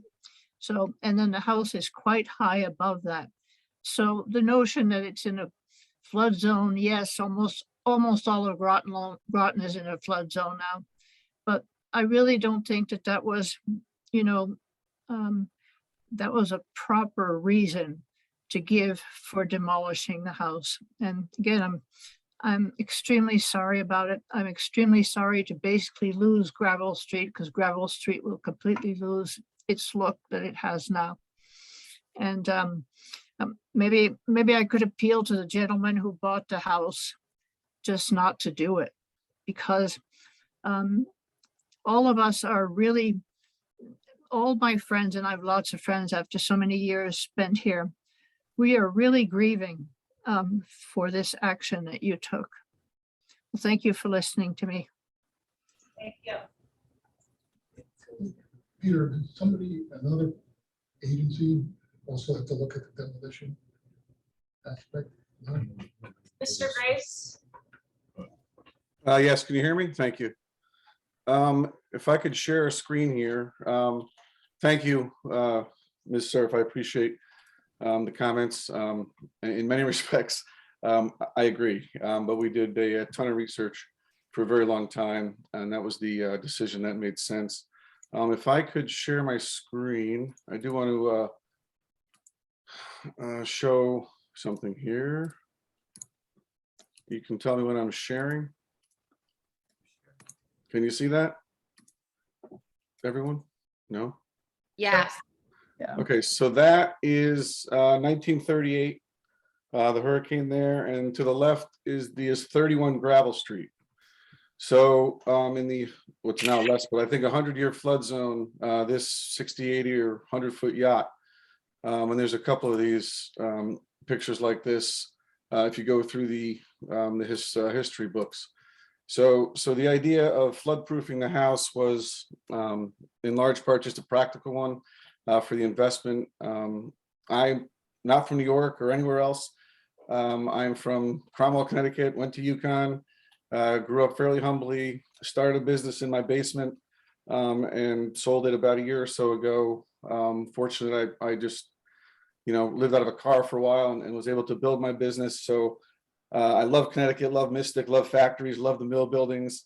It's one of the reasons I want to be there. I respect history. So I know there's a lot of narratives out there and the journalists and all that stuff, but I can assure you that's not the case. So thank you. May I just add, the 38 hurricane destroyed the coastline all the way up to Norwich, Connecticut, which is where I was born. It's a good half-hour drive from Mystic. That was not just a 100-year flood. That was an act of God kind of hurricane. We all know that. No other hurricane since then. And I know from living around Long Point all these years and having tons of flooding there and boats crashing into houses. We've never had anything like that again.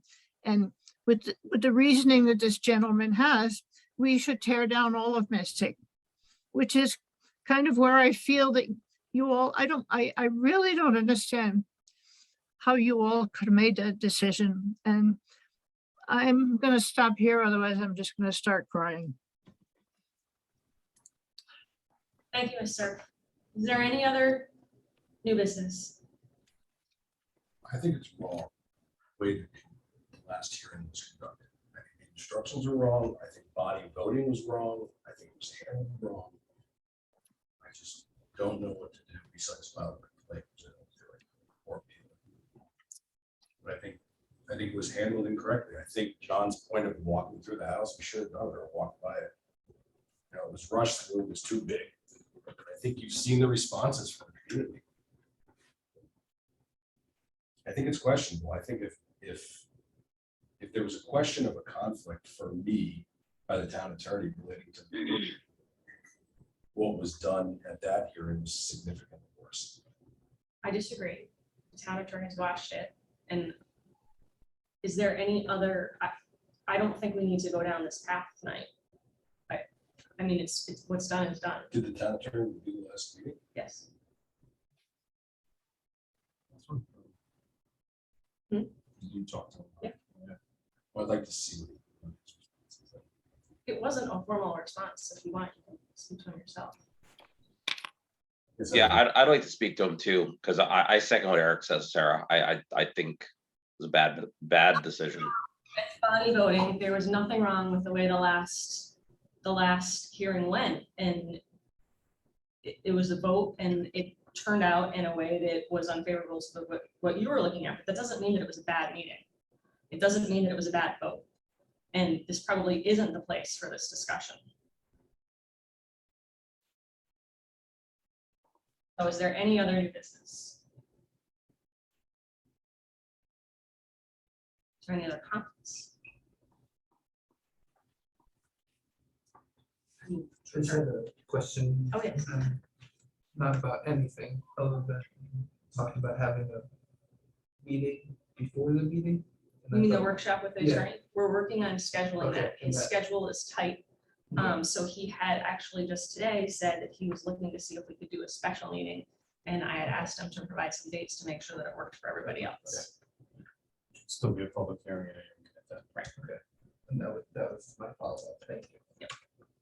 Anything else? I move to adjourn. Adjourn. Who's the second? Who's the second? Can I second? Linda's gotta know. We don't need a second on adjourn. If we do, I do. All right, there we go. All right, good night, everybody.